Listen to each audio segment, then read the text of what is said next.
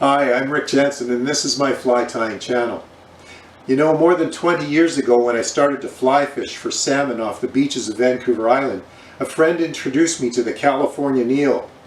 A few years later I caught my largest coho ever on this fly. Needless to say, it has earned a permanent place in my saltwater fly box. So let's take a look today at how we tie this special fly.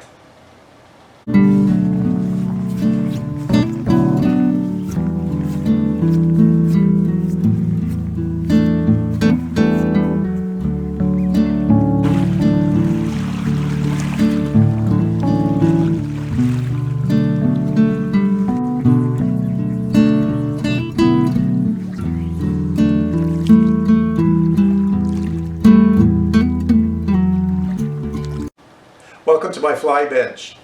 One of the themes that runs through the flies for the salmon and cutthroat of the beaches of Vancouver Island is their sparseness and slenderness. The California Neil is no different. Let's take a look at the materials you're going to need to tie this fly. If you like this video, please tap that subscribe button on the bottom right of your screen. Thank you.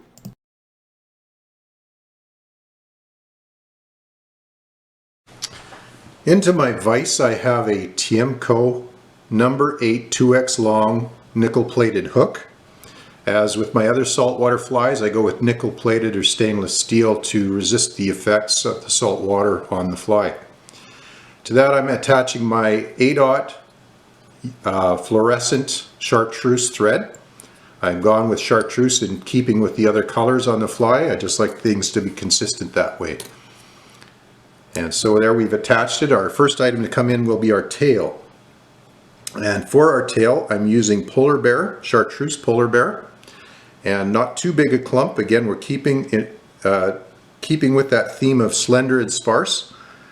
And if you can't get polar bear, the other material on this tail is peacock crystal flash. And I would go with a version of green crystal flash as the sole item of the tail if I didn't have the polar bear, or when I run out of the polar bear.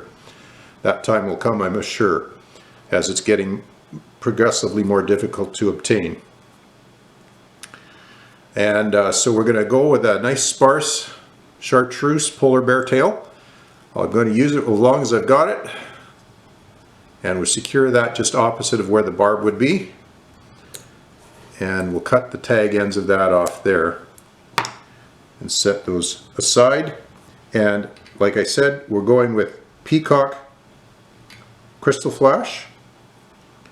It's a nice hue of green. It's got the nice sparkly bits there to attract some attention. Coho and cutthroat like sparkle and flash, whether the fly is moving fast or slow. So there we go, we're adding that in there. About 8 strands of that. Get that secured in place and cut off the tag ends. Okay, then we'll bring our thread forward to the front of the hook, just behind the eye, and tie in our red copper wire, which will be our ribbing. And there we go. That's in small.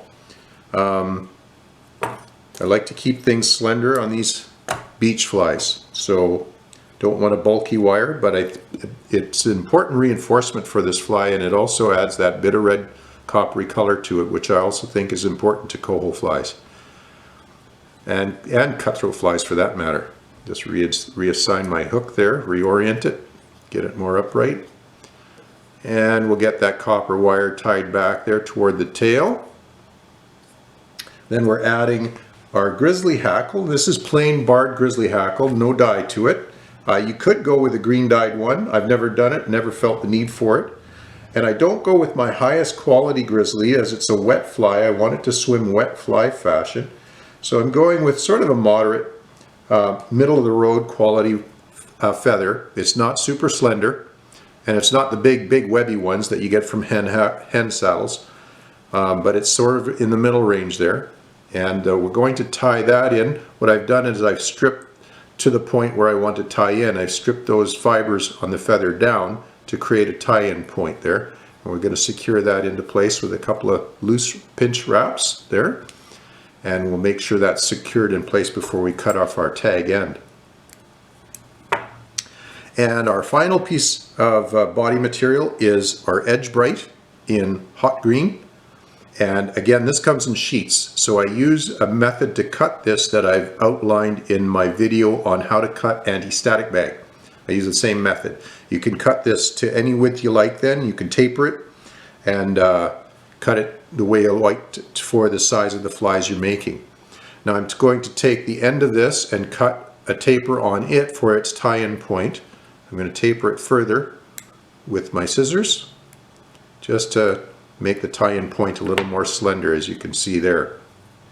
Okay, now we'll secure that in place, and then we'll wind our thread forward to the front of the hook and begin winding our body materials forward, which is all that remains for this pattern. The first thing to come forward is the laser wrap or the edge bright, and we'll wind that up there, giving it a nice thin green body. You know, I looked up the history of the California Neal and I couldn't find anything online, so if anybody knows where this fly originated and by whom and for whom it's named after, I'd love to know that. I've been using it for more than 20 years and I've never been able to find out where this thing came from and who the guy was and whether he was from California or not. So if you find out anything about that or you know anything, please put it in the comments below. It would be a great conversation to have. I'd love to know where this thing came from. So we're going to cut that edge bright off the top there, and I'd like to know what the original pattern looked like. This is the pattern that was given to me and the one I've copied, but there are many variations out there and I'd like to know what the original version was. So we're going to palmer this grizzly hackle forward, spacing out our spiral turns here, bringing it to just behind the eye where the thread is. Then to secure it, we'll wrap around the thread, wrap our thread around around the hook.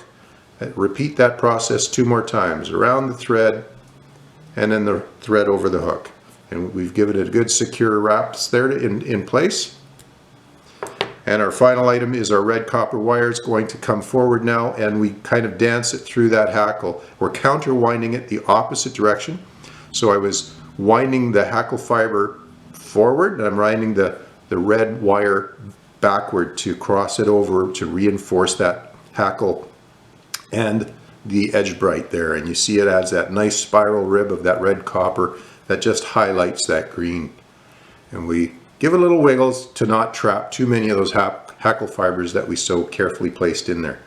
Now, wire is fairly stiff material, so I'd like to make sure it's very securely tied off before I cut it. And I've got some dedicated scissors for that. I don't use the helicopter method most of the time, but I'm not opposed to it. I'm used to using my scissors and I like the result I get from that. So that's the method I've gone with. Making sure that's well secured in place because I don't want that wire to go anywhere once I've given it a cut. And I cut it off here on the near side of the hook. And we'll just shape that head a little bit and give it a touch of brushable super glue to prevent it from going anywhere. And then we whip finish to complete the fly.